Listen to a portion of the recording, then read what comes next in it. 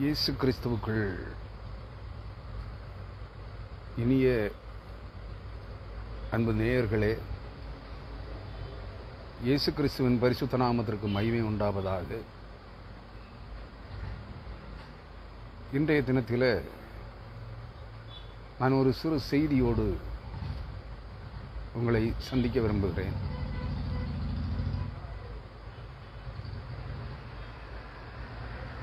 பூமியில் இறங்கி வரப்போகிற பரிசுத்த நகரமாகிய புதிய எருசலேமில் யார் யார் பிரவேசிக்க முடியும், யார் யார் அந்த பரிசுத்த நகரத்திற்குள்ளே பிரவேசிக்க முடியாது என்பதை குறித்து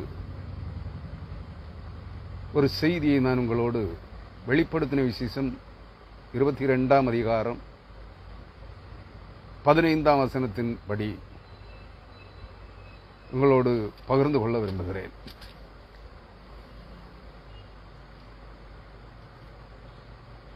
கேள்வியின் தலையங்கம் ஒன்று, அதில் 2 பகுதிகளாக உங்களோடு அதை பகிர்ந்து கொள்ள விரும்புகிறேன்.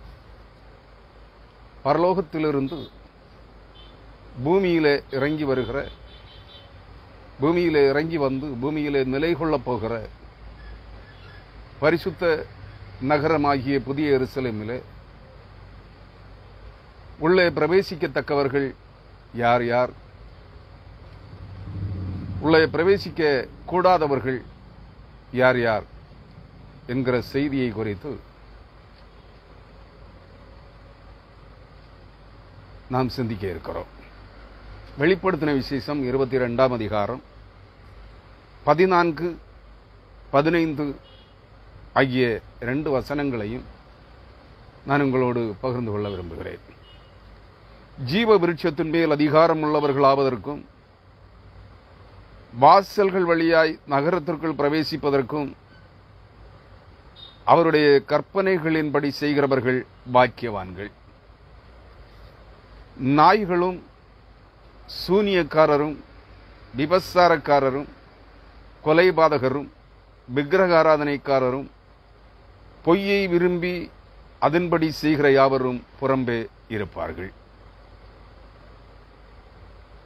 சபைகளில் இவைகளை உங்களுக்கு சாட்சியாக அறிவிக்கும்படிக்கு இயேசுவாகிய நான் என் தூதனை அனுப்பினேன். நான் தாவீதின் மேரும் சந்ததியும் பிரகாசம் உள்ள விடிவெள்ளி நட்சத்திரமாயிருக்கிறேன் என்றார். கிறிஸ்துவுக்குள் அருமையானவர்களே, நாம் ஆராதிக்கிற ஆண்டவரும் இரட்சகருமாகிய மரித்து உயிர்த்தெழுந்த இயேசு கிறிஸ்துவானவர் இந்த வார்த்தைகளை சாட்சியாக தெரிந்து கொள்ளப்பட்ட இறைமக்களிடத்தில் பிரசங்கிப்பதற்காக தம்முடைய உண்மையுள்ள சாட்சியும் திவ்ய வாசகனும், அதாவது இயேசு கிறிஸ்துவின் மார்பிலே சாய்ந்திருந்து இயேசு கிறிஸ்துவையும் பரலோக ராஜ்யமாகிய இயேசு கிறிஸ்துவையும் பரலோகத்தின் தேவனாகிய இயேசு கிறிஸ்துவையும் சத்திய வேத வார்த்தைகள் அனைத்தையும் கற்று அறிந்து தேறினவனாகிய திவ்ய வாசகனாகிய யோவானுக்கு வெளிப்படுத்தின அந்த சுவிசேஷத்தில் இவைகளை கூறுகிறார். கிறிஸ்துவுக்குள் அன்பானவர்களே, முதலாவது நான் இதற்கு முந்தின செய்தியை தானியேல் தீர்க்கதரிசியின் புஸ்தகம் 2ஆம் அதிகாரம் மற்றும் வெளிப்படுத்தின விசேஷம் 21ஆம் அதிகாரங்களிலிருந்து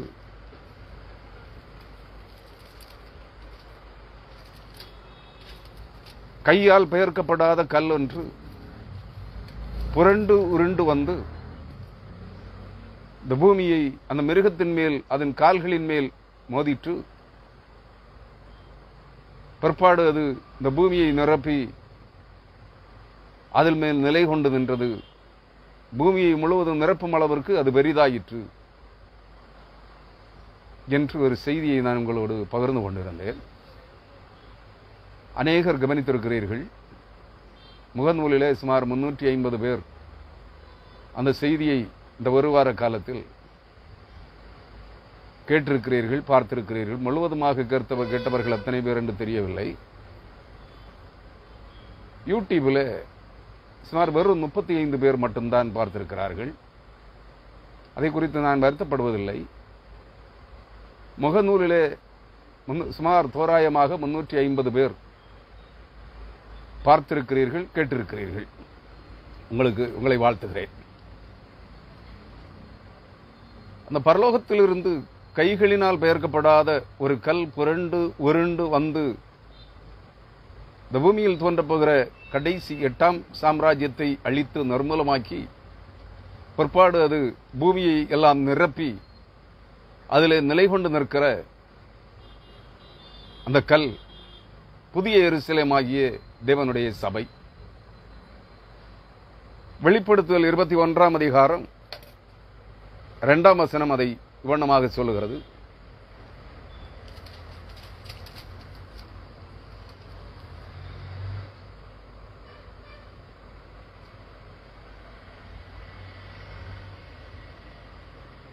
தேவனிடத்திலிருந்து பரலோகத்தை விட்டு கீழே இறங்கி வரும் பரிசுத்த நகரை கண்டேன்.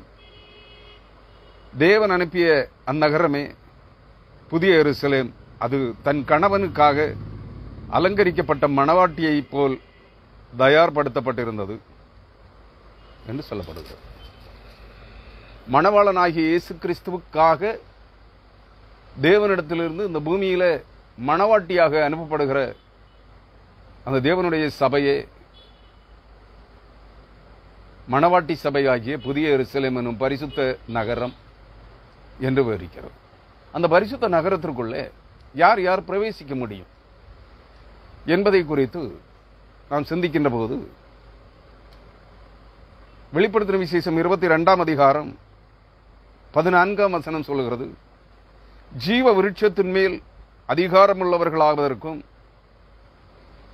வாசல்கள் வழியாய் நகரத்திற்குள் பிரவேசிப்பதற்கும் அவருடைய கற்பனைகளின்படி செய்கிறவர்கள் பாக்கியவான்கள்.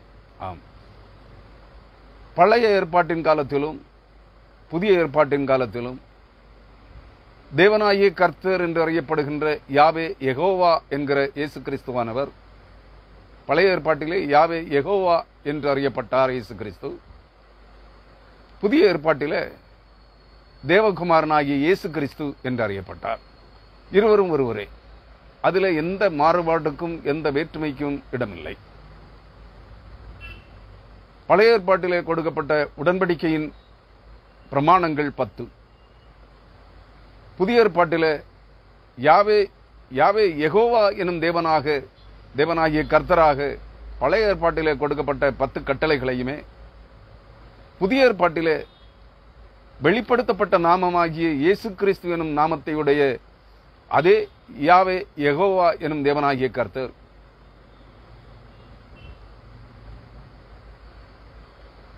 ஒருவன் தன்னில் அன்பாய் இருக்கிறது போல பிறனையும் நேசிக்க கடவன்.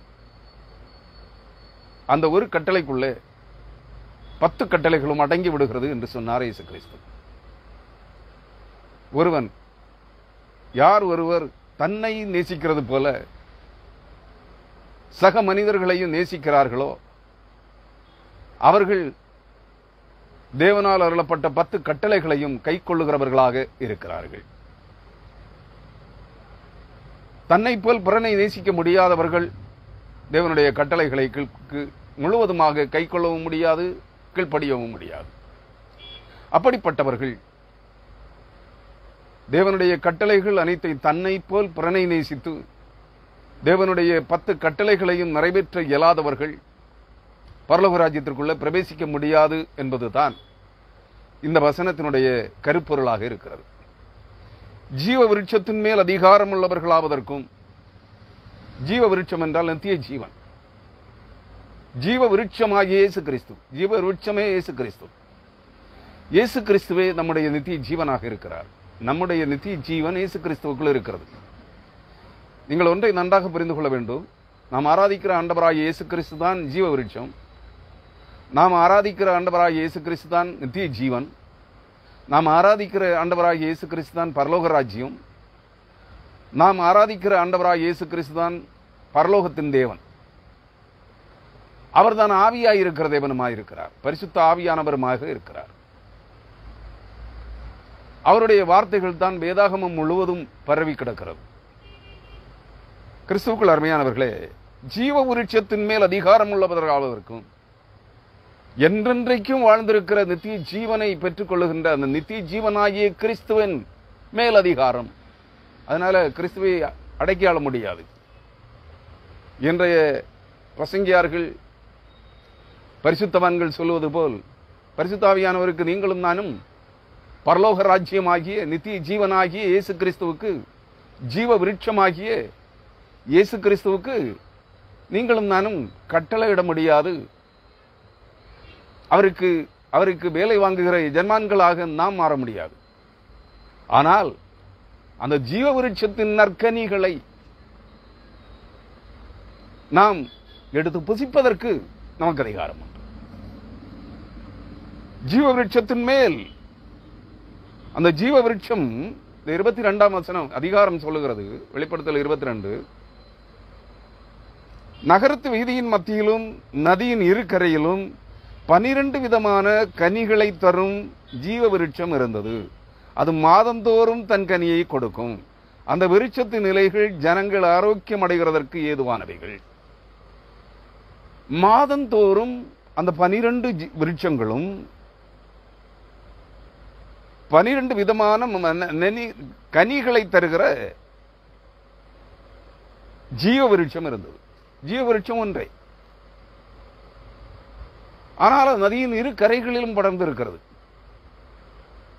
மாதம் ஒரு முறை விதவிதமான 12 விதமான கனிகளை கொடுக்கிறது. இந்த கனிகளை எடுத்து புசிப்பதற்கு நாம் அதிகாரம் உள்ளவர்கள். இயேசு கிறிஸ்துவின் மேல், ஜீவ விருட்சமாகிய இயேசு கிறிஸ்துவின் மேல் நாம் அதிகாரம் பெற்றவர்கள் அல்ல.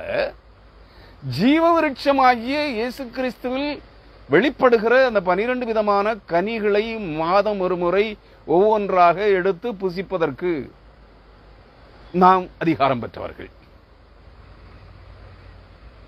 வாசல்கள் வழியாய் நகரத்திற்குள் பிரவேசிப்பதற்கும் அவருடைய கற்பனைகளின்படி செய்கிறவர்கள் பாக்கியவான்கள். அந்த பரிசுத்த பட்டணத்திற்கு, பரலோக ராஜ்யமாகிய அந்த தேவனுடைய மணவாட்டியாகிய அந்த பரிசுத்தவான்களின் சபையாகிய பரலோகத்திற்கு அல்லது புதிய எருசலேம் சபைக்கு 12 வாசல்கள் இருக்கிறது. அதுவும் வெளிப்படுத்தின விசேஷம் 21ஆம் அதிகாரம் 14 முதல் 18 வரையான வசனங்களிலே சுட்டிக்காட்டப்பட்டிருக்கிறது.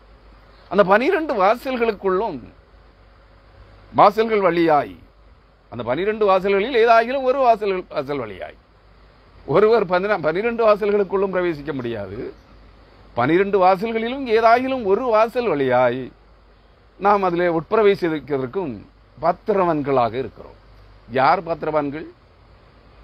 பழைய ஏற்பாட்டிலே தேவனாகிய கர்த்தர் என்று அறியப்பட்ட யாவே யெகோவா எனும் ஜீவனுள்ள தேவன் தம்முடைய விரலினால் எழுதி கொடுத்த 10 கட்டளைகளின் படியின் நடக்கிறவன்.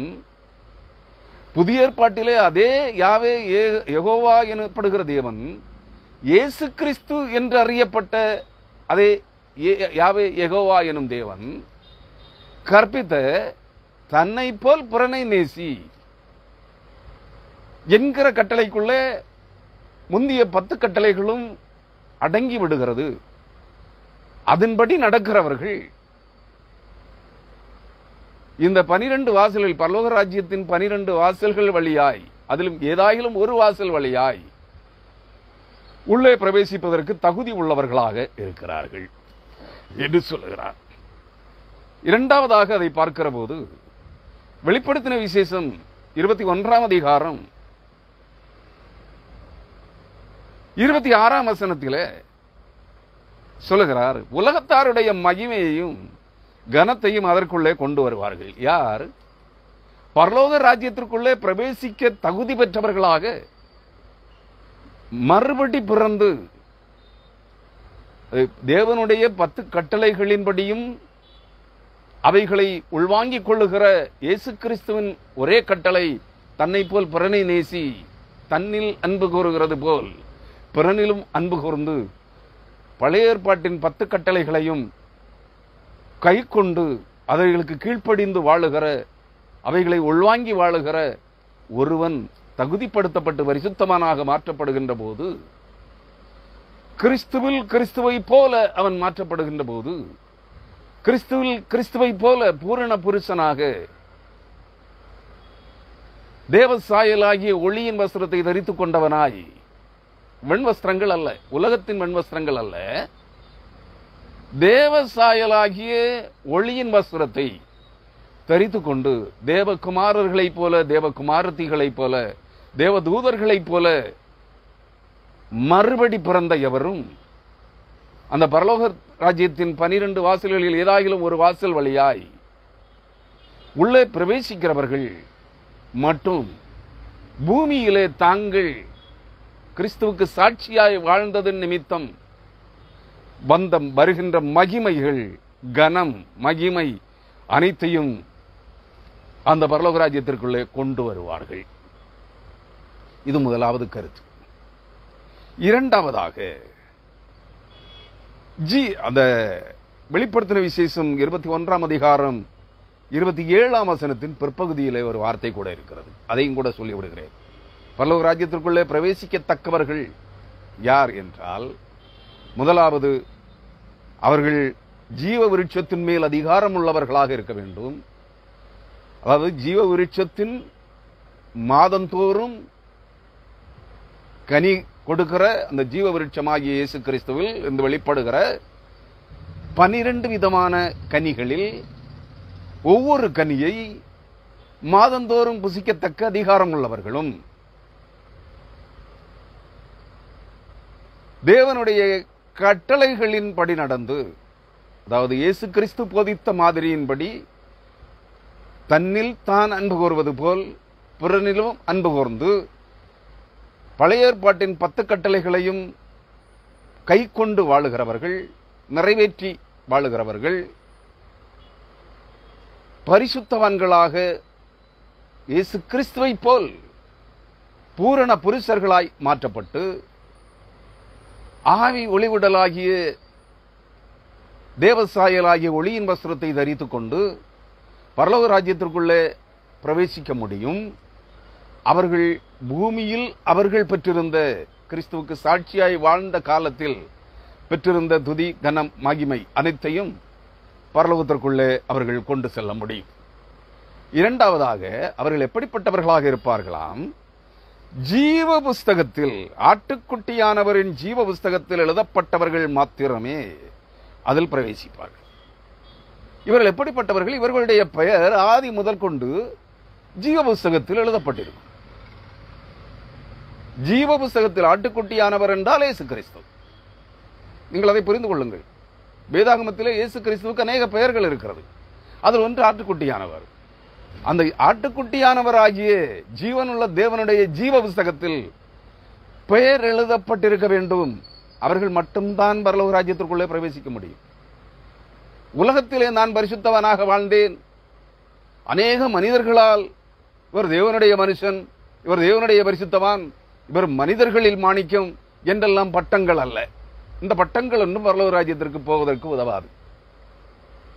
அப்படிப்பட்டவர்கள் இந்த உலகத்திலே அநேகர் இருக்கிறார்கள்.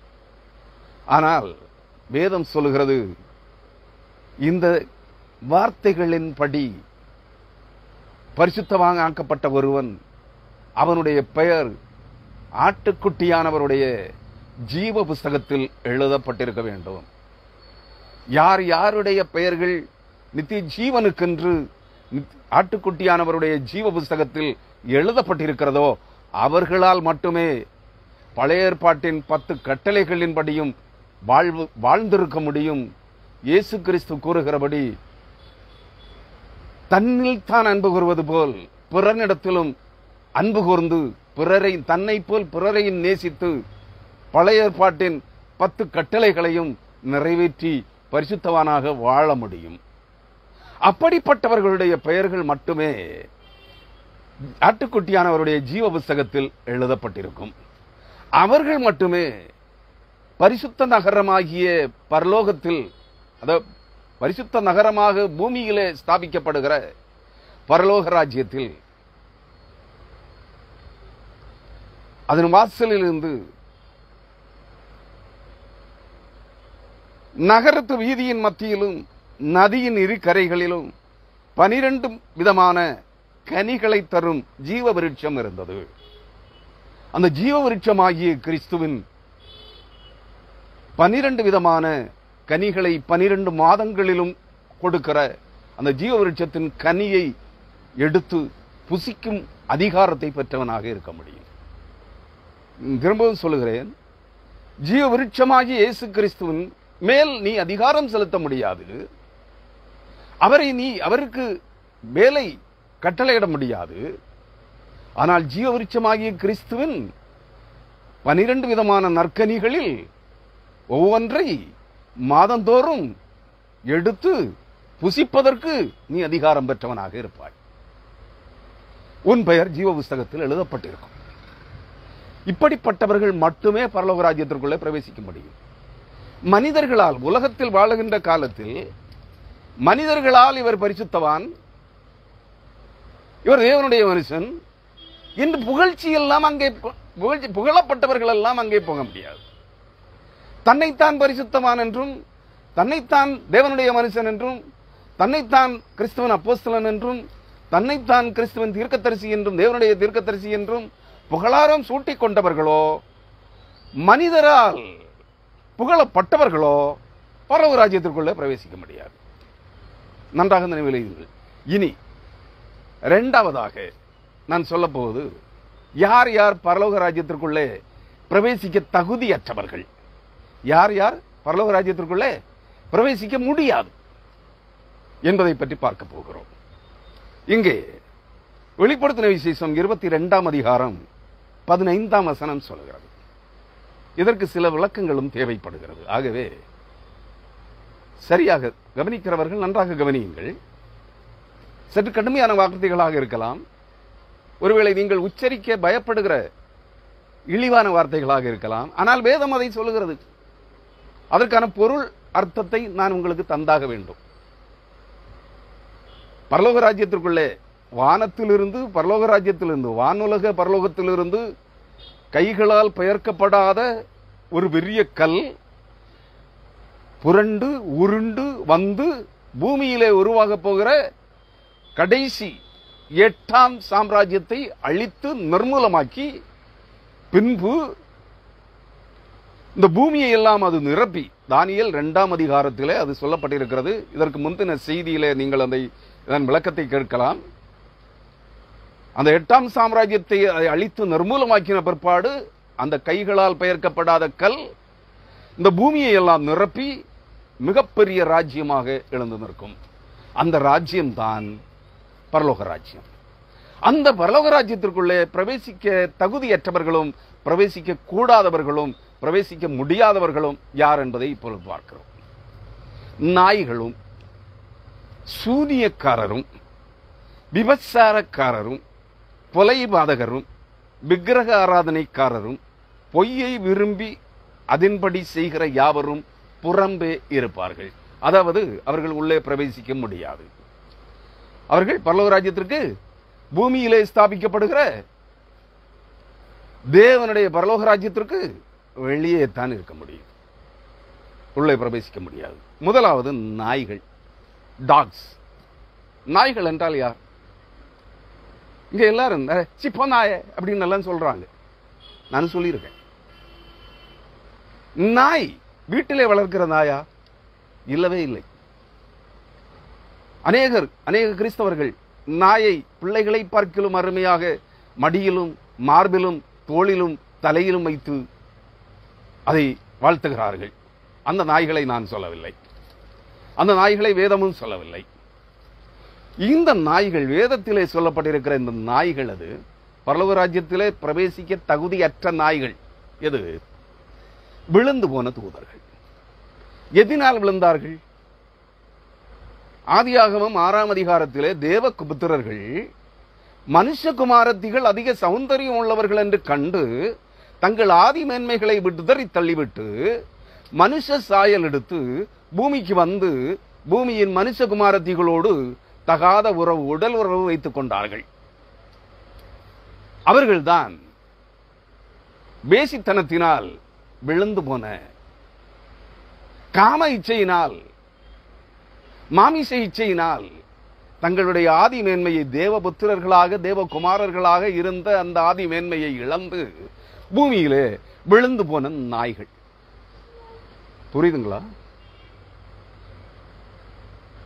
இந்த நாய்களைத்தான் இந்த வேதவசனம் சொல்லுகிறது. நாய்களை குறித்து வேறொரு காரியத்தை கூட சொல்றேன். நாய்கள் உடல் உறவு வைத்துக் கொள்ளுகின்ற போது அதற்கு தன்னை பெற்ற தாய் யார் என்று தெரியாது, தன் உடன் பிறந்த சகோதரி யார் என்று தெரியாது. தன் கூட்டத்தில் இருக்கிற உறவு முறை சார்ந்த எந்த நாயுடனும் அந்த நாய் தன்னுடைய காம இச்சையை தணித்துக் கொள்ளும். அதாவது வேசித்தனத்தினால் பிறந்தவர்கள் நாய்களுக்கு ஒப்பானவர்கள். முதலாவது சொன்னேன், நாய்கள் என்றால் விழுந்து போன, வேசித்தனத்தினால் விழுந்து போன தேவதூதர்களும் தேவகுமாரர்களும், அவர்கள் தான் நாய்கள். இன்றைய பரிசுத்தவான்களில் அநேகர் சொல்லுவதை கேட்டிருக்கிறேன். ஓரமாயிரு உட்கார் நாயே அப்படின்னு பெத்த பிள்ளையே சொல்லுவாங்க. வீட்டிலும் சொல்வதை நான் கேட்டிருக்கிறேன். பெற்றோர் பிள்ளைகளை பார்த்து, அவர்கள் வெளியிலே பக்தி பவுசாக நடக்கிற பரிசுத்தவான்கள், பக்திமான்கள், பெற்ற பிள்ளையை பார்த்து சொல்லுவார்கள், போய் ஓரமா உட்கார் நாயே அப்படிம்பாங்க. ஆனா அவங்க மடியில் இருக்கிறது வீட்டிலே அவர்கள் தாலாட்டி சீராட்டி வளர்க்கிற நாய், விலை கொடுத்து வாங்கி தோளிலும் மார்பிலும் மடியிலும் வைத்து வளர்க்கிற, தாலாட்டி சீராட்டி வளர்க்கிற நாய்க்கு மடியில இடம் கொடுப்பார்கள்.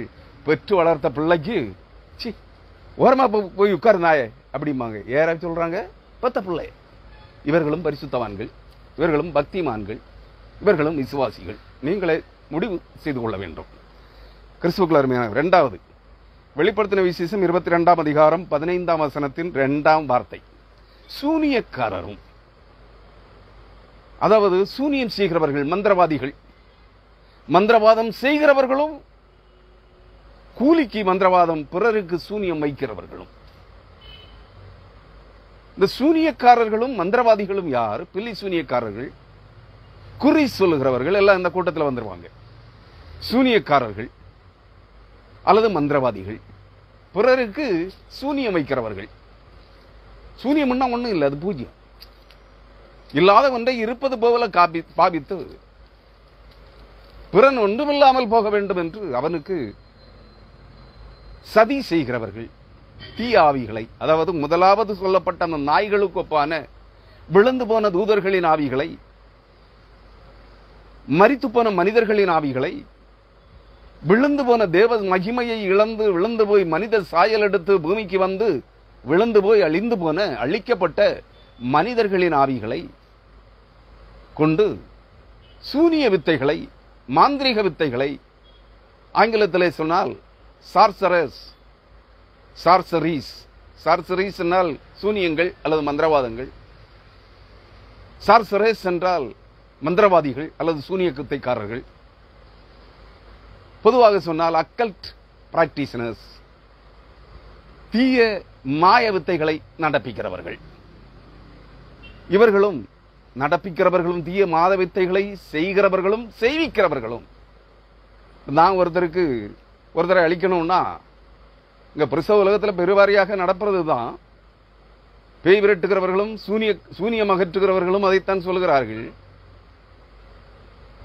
கிறிஸ்துவுக்குள் அருமையானவர்களே, இந்த சூனியம் வைக்கிறவனும் சூனியம் எடுக்கிறவனும், சூனியம் வைக்கிறதுக்கு கூலி கொடுக்கிறானே பிறருக்கு, தனக்கு அடுத்தவனுக்கு. இப்ப நான் இன்னொருத்தனுக்கு ஒருத்தனை அழிக்கணும்னா அவனுக்கு சூனியம் வைக்கிறேன்னா, நானும் அந்த சூனியத்தை செய்வதற்கு, சூனியத்தை பிறருக்கு வைப்பதற்கு காரணமாக இருக்கிற நானும், அந்த சூனியத்தை அதற்கு எனக்கு கூலியாக நான் கொடுக்கிற கைக்கூலிக்கு அந்த சூனியத்தை வைக்கிற அந்த மந்திரவாதி அல்லது மாயவித்தைக்காரன் அல்லது சூனியக்காரனும், அந்த சூனியங்களை நம்புகிறவர்களும். நம்புகிறவன் தான் சூனியம் எடுக்க போறான் இல்லையா, பேய் விரட்ட போறான்.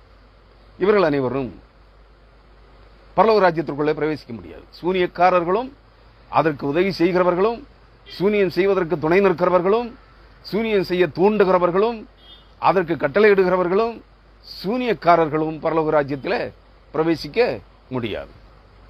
மூன்றாவது விபச்சாரக்காரரும். விபச்சாரக்காரர் என்றால் உங்களுக்கு தெரியும், நான் விளக்கம் சொல்ல வேண்டிய அவசியம் இல்லை. ஆனால் தெரியாத சில வார்த்தைகளை சொல்லுகிறேன்.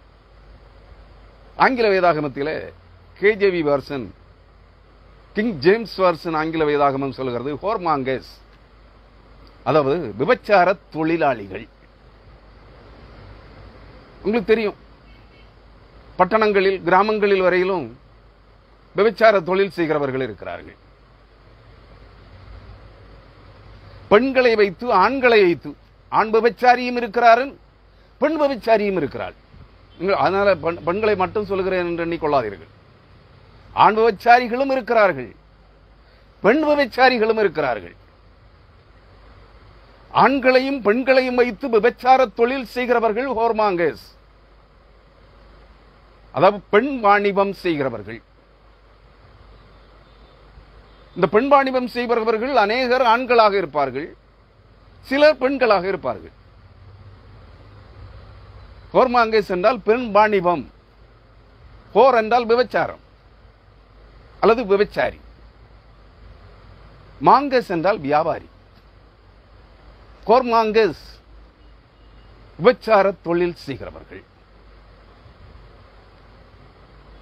ஸ்டாண்டர்டா வார்த்தையில் பேசணும்னா பெண் வாணிபம் செய்பவர்கள் அல்லது விபச்சார தொழில் செய்கிறவர்கள். இதுதான் விபச்சாரக்காரரும். இன்னொரு வார்த்தை இருக்கிறது, அடல்ட்ரஸ்.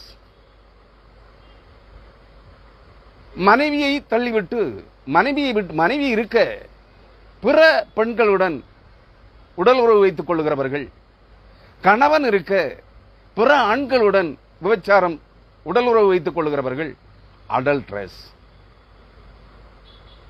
ஃபோர்னிகேட்டர்ஸ், அதாவது திருமணத்திற்கு முன்பு ஒரு ஆணோ அல்லது பெண்ணோ, இன்று அது பரவலாக இருக்கிறது இல்லையா எல்லா உலகத்தில். அதாவது திருமணத்திற்கு முன்பு உடல் உறவு வைத்துக் கொள்ளாத ஒரு ஆணையோ பெண்ணையோ பார்ப்பது அரிதாக இருக்கிறது. அப்படிப்பட்டவர்கள் இந்த உலகத்திலே வாழ தகுதியற்றவர்கள் என்று எண்ணுகிறார்கள். அதனால்தான் இன்றைக்கு ஒரு புதிய கலாச்சாரம், லிவ் டுகெதர். திருமணத்திற்கு முன்பு பிடித்த ஆணுடன் பிடித்த பெண்ணுடன் அவர்கள் ஒன்றாக பல மாதங்களோ பல வருடங்களோ வாழ்ந்துவிட்டு திருமணம் செய்து கொள்ள வேண்டும் என்று விரும்பினால் இவனை உதறி தள்ளிவிட்டு வேறொருவனை திருமணம் செய்து கொள்ளுகிறாள். அவனும் அதுபோல அவளை உதறி தள்ளிவிட்டு வேறொருத்தியை திருமணம் செய்து கொள்ளுகிறான். இதுதான் லிவிங் டுகெதர் வாழ்க்கை. இவங்க எல்லாம் ஃபோர்னிகேட்டர்ஸ். அதாவது திருமணத்திற்கு முன்பே வேறொரு ஆணுடனோ அல்லது பல ஆண்களுடனோ, திருமணத்திற்கு முன்பு வேறு பல பெண்களுடனோ அல்லது ஒரே பெண்ணுடனோ உடல் உறவு வைத்துக் கொள்ளுகிறவர்கள் ஃபோர்னிகேட்டர்ஸ். ஃபோர்னிகேஷன், திருமணத்திற்கு முன்பு விபச்சாரம். இப்படிப்பட்ட தொழிலும் இருக்கிறது. இதுவும் ஒரு பெருகி வருகிற காலகட்டத்திலே நாம் வாழ்ந்து கொண்டிருக்கிறோம். இதெல்லாம் அரசாங்கம் அதை அனுமதிக்கிறது. எல்லா உலக அரசாங்கங்களும் அனுமதிக்கிறது. ஏனெனில் உலகத்திற்கு முடிவு வரப்போகிறதே, அதற்கு முன்பு இந்த வசனங்கள் எல்லாம் நிறைவேற்றிட வேண்டுமே. இதற்காக நான் இதை சொல்வதனாலே வெட்கப்படவில்லை. இப்படியெல்லாம் பேசுகிறானே என்று என்னை பார்த்து சொல்லுகிறார்கள். செய்கிறது வெளியே தெரியல, அது குற்றமாக தெரியல. இப்படி செய்யாதீர்கள், நீங்கள் பரலோகத்திற்குள்ளே பிரவேசிக்க முடியாது, பூமியிலே ஸ்தாபிக்கப்பட போகிற பரலோக ராஜ்யத்திலே அந்த 1000 வருட நீதியின் ஆட்சிக்குள்ளே நீங்கள் பிரவேசிக்கவே முடியாது, இப்படி செய்யாதிருங்கள் என்று சொல்லுகிற நான் குற்றவாளியாக பார்க்கப்படுகிறேன். இவைகளை செய்கிறவர்கள் மறைவிடங்களிலே, ஒளிப்படங்களிலே, வெளியிடங்களிலே, ரகசியமாகவும் பரசியமாகவும் வெளிப்படையாகவும் இவைகளை செய்கிறவர்கள் பரிசுத்தவான்களாக எண்ணப்படுகிறார்கள், யோக்கியர்களாக எண்ணப்படுகிறார்கள். நான் அயோக்கியனாக பார்க்கப்படுகிறேன். இங்கே வேதம் சொல்லுகிறது சூனியக்காரரும் விபச்சாரக்காரரும். இந்த விபச்சாரக்காரர்களுக்குள்ள தான் எத்தனை பேர் இருக்கிறாங்க, இத்தனை பிரிவு, இத்தனை வகை இருக்கிறது. தொழில் ரீதியாக விபச்சார தொழில் செய்கிறவர்களும் இருக்கிறார்கள். உடல் சுகத்திற்காக அவர்களோடு தங்கள் உடலை பங்கிட்டுக் கொள்ளுகிற, தீட்டுப்படுத்திக் கொள்ளுகிறவர்களும் இருக்கிறார்கள். திருமணத்திற்கு முன்பே காம இச்சைகளை அடக்க முடியாமல் திருமணத்திற்கு முன்பே பிற ஆடவர்களோடும் பிற பெண்களோடும் உடலுறவு வைத்துக் கொள்ளுகிற ஆண்களும் இருக்கிறார்கள், பெண்களும் இருக்கிறார்கள். திருமணத்திற்கு பின்பு கணவன் இருக்கையிலேயே பிற ஆணுடன் தகாத உறவு வைத்துக் கொள்கிற பெண்களும் இருக்கிறார்கள். மனைவி இருக்கையிலேயே மனைவியை விட்டு பிற பெண்களுடன், பிரத்தியானுடைய மனைவியுடன் உடலுறவு வைத்துக் கொள்கிற ஆண்களும் இருக்கிறார்கள். இவர்களெல்லாம் சமுதாயத்திலே யோக்கியர்கள், நீதிமான்கள், பரிசுத்தவான்கள். இதை வெளிப்படையாக சொல்லுகிற நான் அயோக்கியன், இவனெல்லாம் ஒரு ஊழியக்காரனா அப்படின்னு கேட்கிறாங்க. கேவலமா இருக்குங்க. சொல்லாம வழி இல்லை. இவைகளை சாட்சியாக கூறி அறிவிக்க வேண்டும் என்று ஆண்டவராகிய இயேசு கிறிஸ்து யோவானுக்கு கட்டளையிட்டு இருக்கிறார். இதை சொன்னா நான் கேவலமா பார்க்கப்படுகிறேன். என்னுடைய செய்தியை இவனும் கேட்க மாட்டேங்கிறான். யூடியூப்ல போனா 10 பேர் 25 பேருக்கு மேல பார்க்கவே மாட்டேங்கிறான். இந்த கன்றாவிகளை எல்லாம் வெளிப்படையாக காண்பிக்கிறவர்களை லட்சக்கணக்கான பேர், ஆயிரக்கணக்கான பேர் பார்க்கிறான். நானும் யூடியூப் சேனல் வச்சிருக்கேன். சுமார் 750 இறை செய்திகள் இருக்கிறது. வெறும் 400 பேர் தான் சப்ஸ்கிரைப் பண்ணியிருக்கான். செய்தியாவது பார்க்கறாங்களான்னா இல்ல. 25 பேர், 10 பேர், 15 பேர், 13 பேர், 30 பேர், 35 பேருக்கு மேல எவனும் பார்க்கல. காரணம் என்ன? நான் இவைகளை வெளிப்படையாக பேசுகிறேன். நான் யோக்கியனா, நான் அசுத்தனா, இவன் எல்லாம் ஊழியக்காரனா. இதையெல்லாம் செய்கிறவர்கள் யோக்கியர்களாம், பரிசுத்தவான்களாம், நீதிமான்களாம், தேவனுடைய மனுஷர்களாம். எப்படி இருக்கிறது காலம்? கலிகாலம் என்று சொல்கிறார்களே. கலிகாலம் என்றால் ஆவி உலகம், ஆவிகள் செயல்படுகிற காலம் இது. கலிகால களி முற்றி போச்சு. ஏன்னா எல்லாருக்கிட்டையும் அசுத்த ஆவிகள் செயல்படுகிறது. ஆகவே இனி கொலைபாதகரும் 4வது பிரிவினர் யார்? வெளிப்படுத்துதல் 22ஆம் அதிகாரம் 15ஆம் வசனம் கூறுகிற 4ஆம் பிரிவினர் யார்? கொலைபாதகரும்.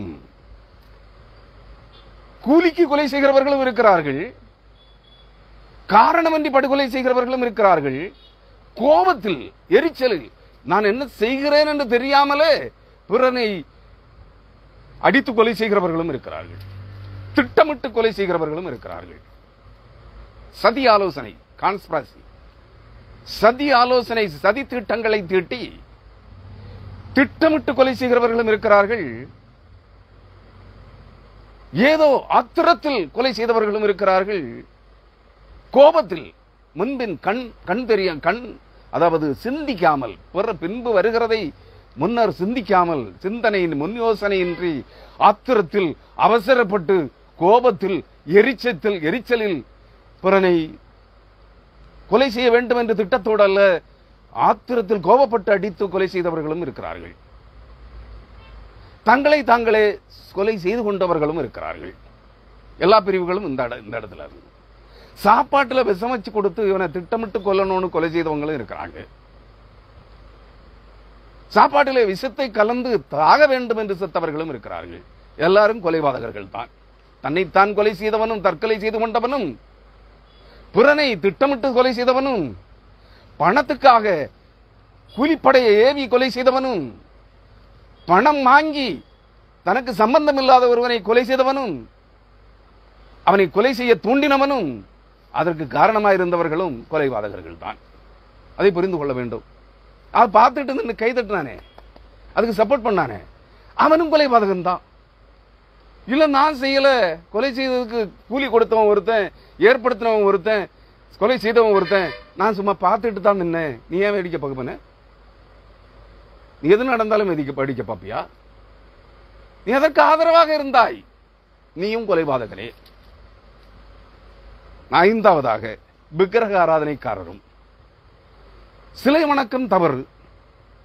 காணப்படாத தேவனை, காணப்பட முடியாத தேவனை, காண முடியாத தேவனை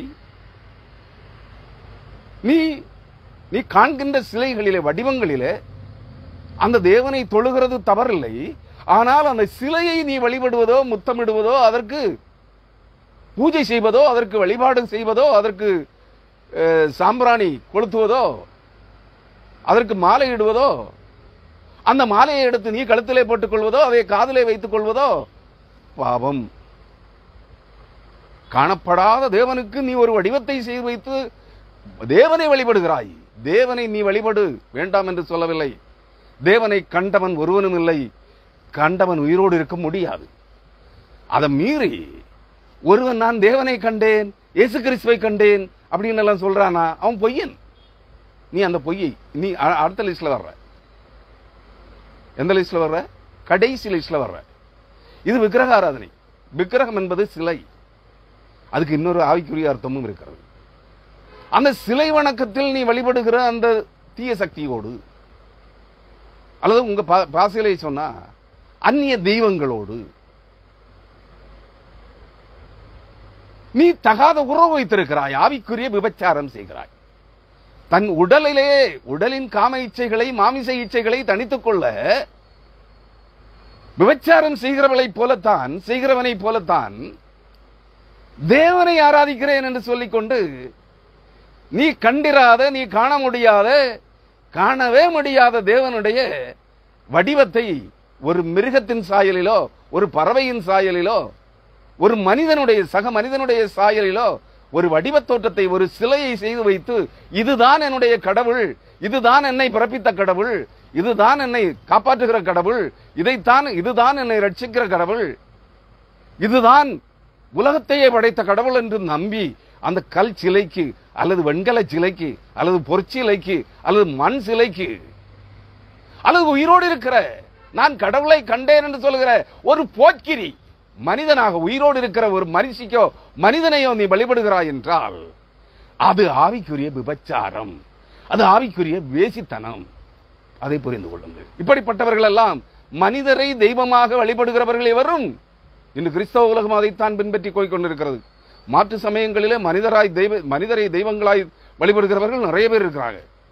பகவான்கள், குருக்கள், சுவாமிகள், இப்படிப்பட்ட பெயர்களிலே அநேகரை தம்பிரான்கள், தம்பிராட்டிகள் என்றெல்லாம் மனிதரை தெய்வங்களாக வழிபடுகிறார்கள். ஆனால் கிறிஸ்தவ உலகத்திலே தேவனுடைய மனுஷன் என்றும், பரிசுத்தவான் என்றும், கர்த்தருடைய தீர்க்கதரிசி என்றும், கிறிஸ்துவின் அப்போஸ்தலன் என்றும் அநேகர் தங்களுக்கு தாங்களே பெயர் சூட்டி, நீங்கள் அவர்களுக்கு தேவனுடைய மனுஷன், கடவுள், பரிசுத்தவான் என்றெல்லாம் பட்டம் சூட்டி அவர்களை ஆராதிக்கிறீர்களே. நீங்கள் கிறிஸ்துவை அல்ல, இந்த மனிதர்களை ஆராதிக்கிறீர்கள். நீங்கள் எல்லாம் ஆவிக்குரிய விபச்சாரிகளே. புரியுதா? அதான் கடுமையா இருக்கும்னா, இதெல்லாம் இந்த விக்கிரக ஆராதனைக்கு பொருளார்த்தங்கள். விக்கிரக ஆராதனை கல்லையோ மண்ணையோ தொட்டு கும்பிட்டு போறது குற்றமில்லை.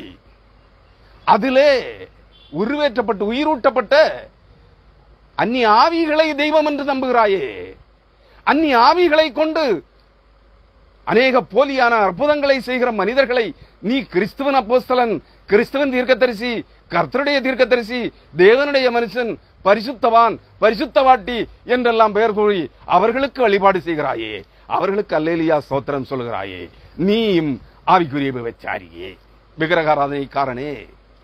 இன்னொன்னு, இந்த விக்கிரக ஆராதனைக்கு இன்னும் ஒரு அர்த்தம் இருக்கிறது, பொருளாசை. வேதம் சொல்கிறது தான் சொல்லுது, பொருளாசையாகிய விக்கிரக ஆராதனை. பொருளாசை, பணம் பணம் பணம்.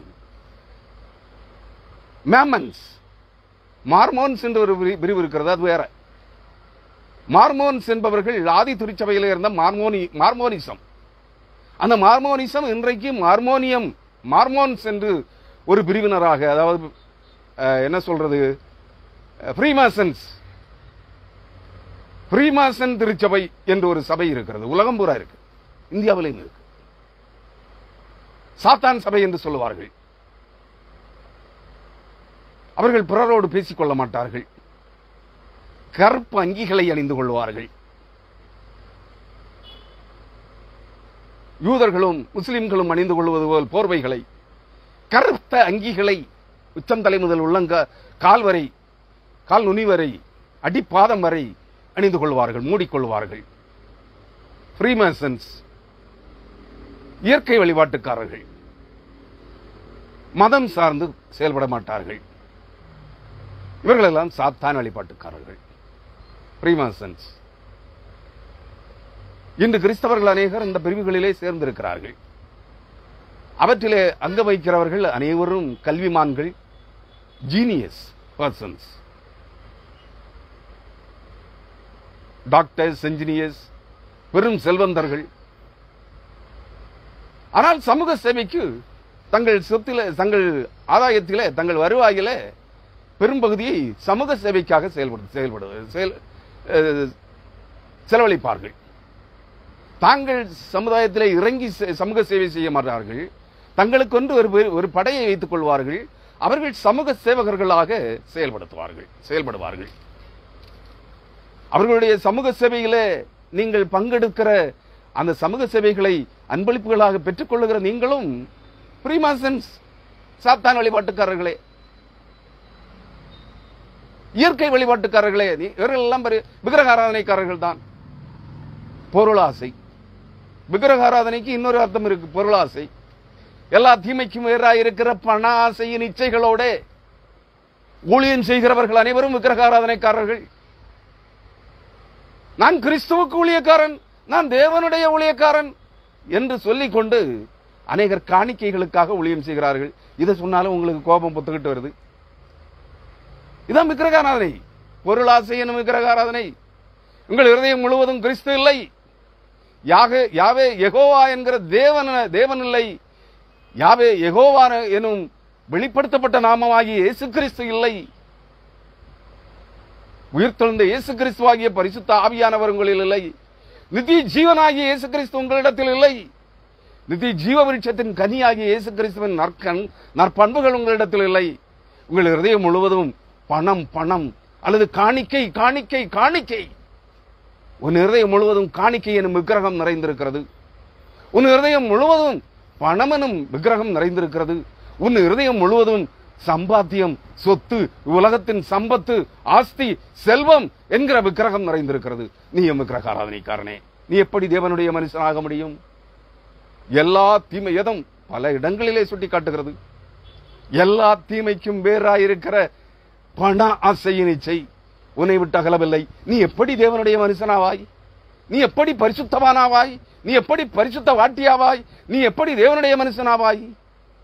நீ எப்படி தேவனுடைய ஊழியக்காரன் என்பாய்? நான் தேவனுக்கு ஊழியம் செய்கிறேன் என்பாய்?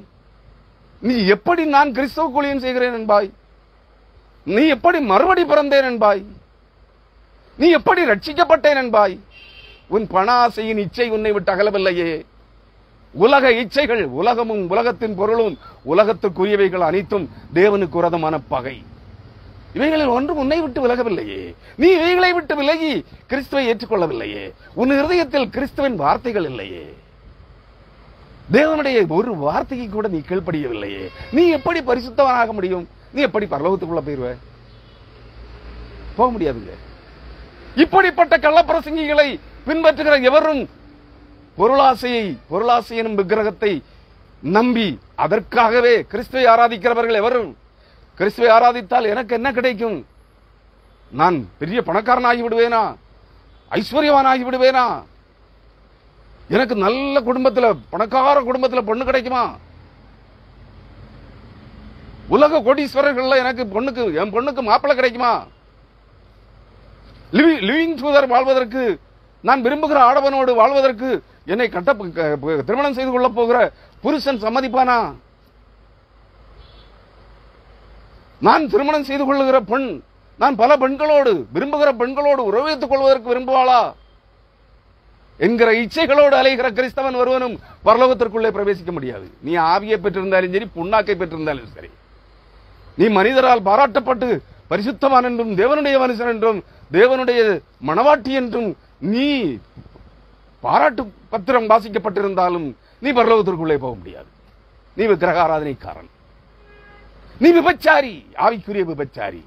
உடல் அளவில் நீ ஒருவேளை பரிசுத்தமாக இருக்கலாம், ஆனால் இருதயத்தின் இச்சைகளினாலே, ஆவிக்குரிய பொருளாசையினாலே நீ விக்கிரக ஆராதனையினும் ஆவிக்குரிய விபச்சாரத்தை அந்நிய ஆவிகளோடு, உலகத்தின் ஆவிகளோடு தொடர்புள்ளவனாக இருக்கிறாய்.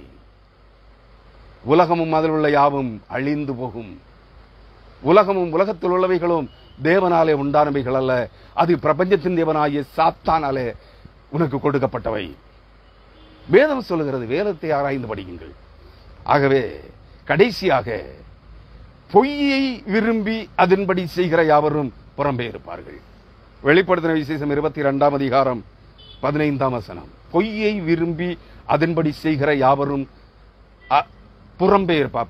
பரிசுத்த நகரமாகிய, பரிசுத்த பட்டணமாகிய, பரலோக ராஜ்யமாகிய, ஜீவ விருட்சம் இருக்கிற, ஜீவ விருட்சமாகிய இயேசு கிறிஸ்து இருக்கிற பரலோக ராஜ்யமாகிய இயேசு கிறிஸ்துவுக்குள்ளே அப்படிப்பட்டவர்கள் பிரவேசிக்க முடியாது.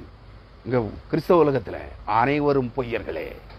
198 விழுக்காடு பேர் பொய்யர்கள். பொய்யை நம்புகிறார்கள். சத்திய வேதத்தை நம்புகிறதில்லை, சத்திய வசனத்தை நம்புகிறதில்லை. பொய்யான அற்புத அடையாளங்களை நம்புகிறார்கள், பொய்யான தீர்க்க தரிசனங்களை நம்புகிறார்கள், பொய்யான ஆசீர்வாதங்களை நம்புகிறார்கள், பொய்யான வாழ்த்து பாராட்டு பத்திரங்களை நம்புகிறார்கள், பொய்களையே நம்புகிறார்கள், பொய்களையே பேசுகிறார்கள், பொய்களையே சிந்திக்கிறார்கள், பொய்களையே பிரயோகிக்கிறார்கள், பொய்களையே விரும்பி பொய்யர்களோடு கூட்டு வைத்துக் கொள்கிறார்கள். பொய்யர்களோடு நீ சார்ந்திருக்க கூடாது.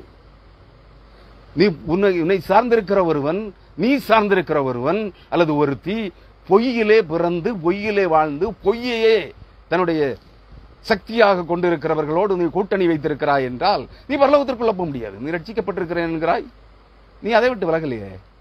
துன்மார்க்கருடைய ஆலோசனையிலும் அவர்கள் உட்காரும் இடத்திலும் நீ இருக்கக்கூடாது. நீ இருக்கிற திருச்சபைகள் எல்லாம் பொய்யர்களின் கூடாரமாயிருக்கிறது.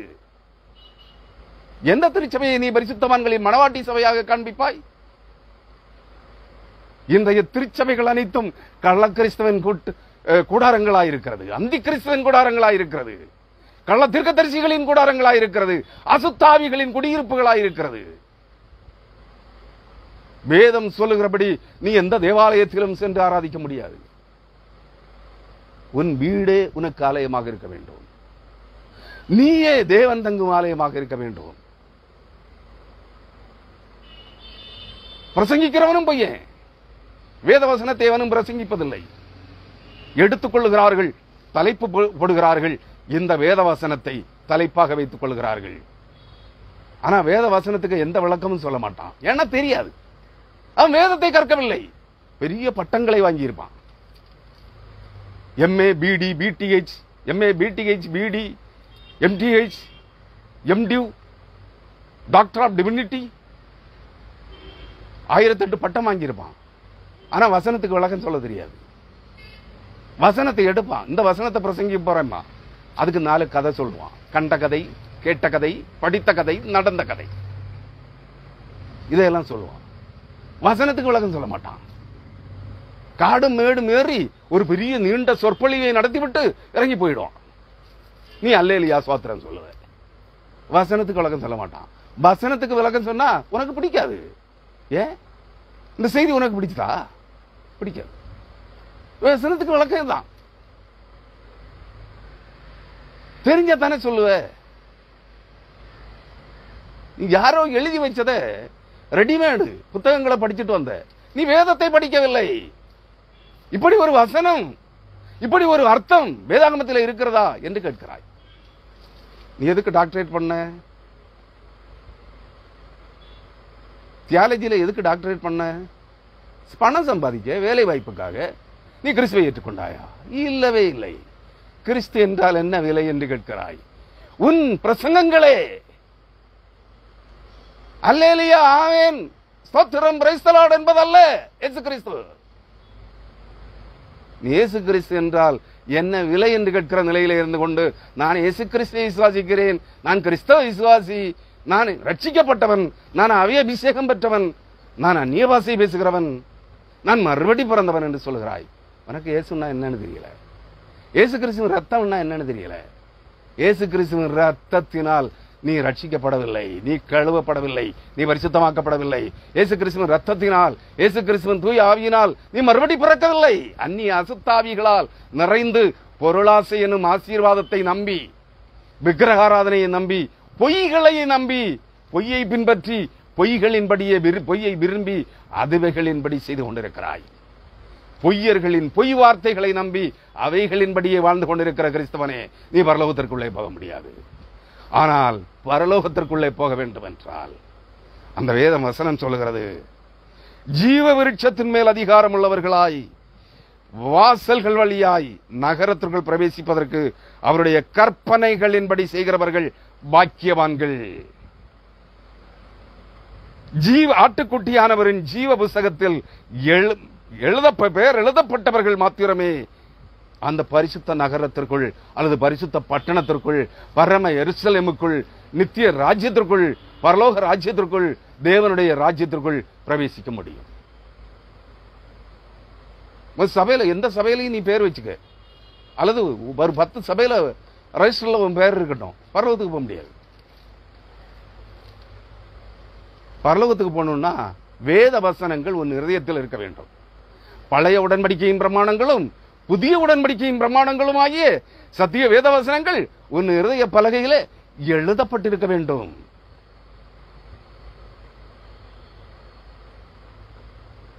அதை உனக்கு அபிஷேகமாய் தந்தவர் உன் இருதய பலகையிலே எழுதியிருக்க வேண்டும். 1 யோவான் 2 அதிகாரம் 27 வசனம். 1 யோவான் 2 அதிகாரம் 20 வசனம் 27 வசனம். நீங்கள் பரிசுத்தராலே அபிஷேகம் பெற்று சகலத்தையும் அறிந்திருக்கிறீர்கள். நீங்கள் பரிசுத்தராலே அபிஷேகம் பெற்றிருக்க வேண்டும், சகலத்தையும் அறிந்திருக்க வேண்டும். 27 வசனம் சொல்லுகிறது, நீங்கள் யாரால் பெற்றீர்கள்? மனித பரிசுத்தவான்களால். உங்கள் பார்வைக்கு, உலகத்தின் பார்வைக்கு பரிசுத்தவான்கள் தேவனுடைய மனுஷர்கள், போதகர்கள், ஊழியக்காரர்கள் என்று நம்பப்படுகிறவர்களாலே அபிஷேகம் பெற்றீர்கள். மகா ஒருவராலும் கண்டிராதவரும் காணக்கூடாதவரும் காணப்பட முடியாதவரும் ஆகிய மகாபரிசுத்தமுள்ள தேவனாலே, பரிசுத்தமுள்ள ஆவியானவராலே நீங்கள் அபிஷேகம் பெறவில்லை. பெற்றிருந்தால் வேத வசனங்கள் அனைத்தும் உங்களுக்குள்ளே நிரம்பி இருக்கும். உங்கள் பேச்சும், உங்கள் நடத்தையும், உங்கள் செய்கையும், உங்கள் வாழ்க்கையும் பரிசுத்தமாயிருக்கும். தேவனுக்கென்று பரிசுத்தமாயிருக்கும், மனுஷருக்கென்றல்ல. அதான் 1 யோவான் 2 அதிகாரம் 27 வசனம் சொல்லுகிறது, நீங்கள் அவராலே, எவராலே? பரிசுத்தராலே, மகா பரிசுத்தமுள்ளவராகிய பரிசுத்த ஆவியாயிருக்கிற மரித்து உயிர்த்தெழுந்த இயேசு கிறிஸ்துவினாலே நீங்கள் பெற்ற அபிஷேகம் உங்களில் நிலைத்திருக்கிறது. ஒருவரும் உங்களுக்கு போதிக்க வேண்டியதில்லை. யாருங்க? ஒருவரும் உங்களுக்கு போதிக்க வேண்டியதில்லை. ஏன்? மாபெரும் போதகராகிய மரித்து உயிர்த்தெழுந்த இயேசு கிறிஸ்துவாகிய பரிசுத்த ஆவியானவர் உங்களுக்குள்ளே இருக்கிறார். அவர் உங்களுக்கு அபிஷேகத்தை தந்தார். அந்த அபிஷேகம் சகல சத்தியங்களுக்குள்ளும் உங்களை கற்பித்து நடத்தி இருக்கும். இப்ப சொல்லுங்க, யார் பரிசுத்தவான்? யார் தேவனுடைய மனுஷன்? யார் தேவனுடைய ஊழியக்காரன்? வசனத்துக்கு அர்த்தம் சொல்ல தெரியாதவன் எல்லாம் ஆமென் வசனத்தை எடுத்து வாசித்துக்கிட்டு அங்கங்கே இருக்க ஆசீர்வாத வசனங்களை எல்லாம் தேடி பொறுக்கி வரிசையா சொல்லி ஆமென் அல்லேலூயா ஸ்தோத்திரம் பிரைஸ் தி லார்ட் சொல்றவன் எல்லாம் பரிசுத்தவானா? பிளஸிங் என்றால் வாழ்த்து, வாழ்த்தப்பட்டவர்கள், வாழ்த்துதல் சொல்லுதல் பிளஸிங். நீ என்ன பிளஸிங் ஆசீர்வாதம்னு சொல்லிட்டு இருக்க? ஆசீர்வாதம்னா பெனிடிக்ஷன்ஸ், பெனிடிக்ஷன்ஸ் ஆசீர்வதித்தல். ஆசீர்வதிக்க தகுதி இல்லாதவன் எல்லாம் பிளஸ் பண்றான். பிளஸ் பண்றா வாழ்த்துற. ஆசீர்வதித்தல் வேறு, வாழ்த்துதல் வேறு வேறு. எங்க படிச்சீங்க? இதெல்லாம் போலியான இந்த கிறிஸ்தவ உலகத்திலே நீங்கள் கற்றுக்கொண்டவைகள்.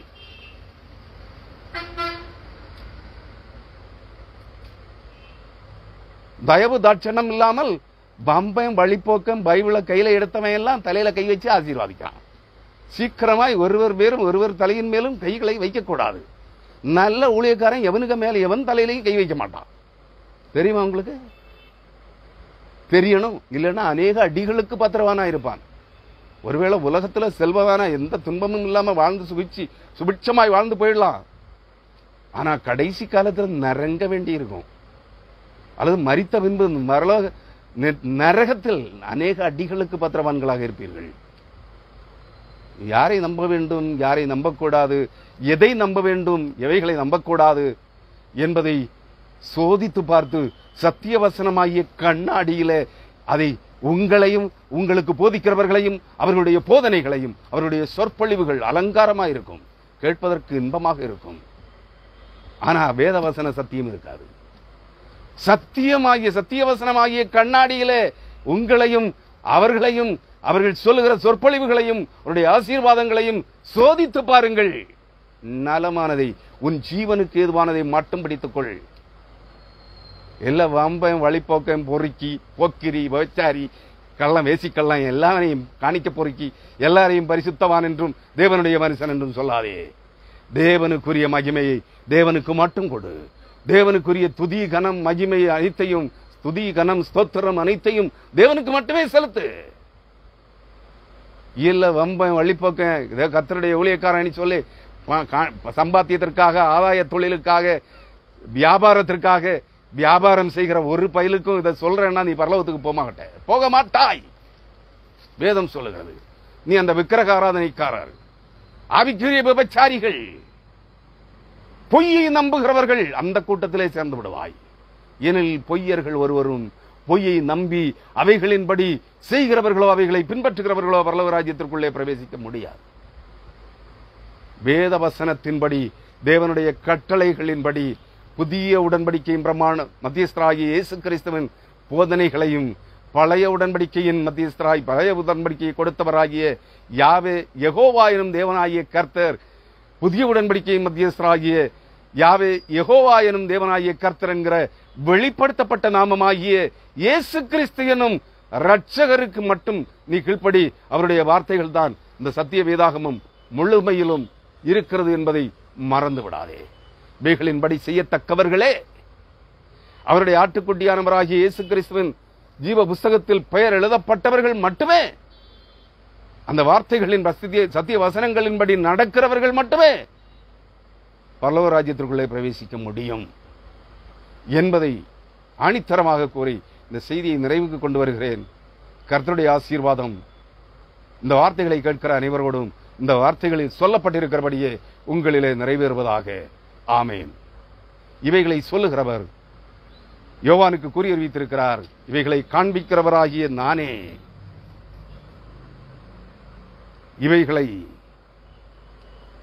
இயேசுவாகிய நான் சபைகளில் இவற்றை உங்களுக்கு சொல்லும் பொருட்டு என் தூதனை அனுப்பினேன். நான் தாவீதின் குடும்ப வாரிசு, தாவீதின் வேரும் பிரகாசிக்கிற விடிவெள்ளி நட்சத்திரமுமாய் இருக்கிறேன் என்று சொல்லுகிறார். இது இயேசு கிறிஸ்து காண்பித்து யோவானுக்கு காண்பித்து பேசி சொல்லி எழுதி கற்பிக்கப்பட்டு வைக்கப்பட்டிருக்கிற சபைகளுக்கு, சபை விசுவாசிகளுக்கு கூறி அறிவிப்பதற்காக எழுதப்பட்டிருக்கிற வார்த்தைகள். இந்த வார்த்தைகளின்படி நடக்கிறவர்கள், இவைகளுக்கு செவி கொடுக்கிறவர்கள், இவைகளை பின்பற்றுகிறவர்கள் பரலோக ராஜ்யத்தின் புத்திரராய் இருப்பார்கள். ஆமென்.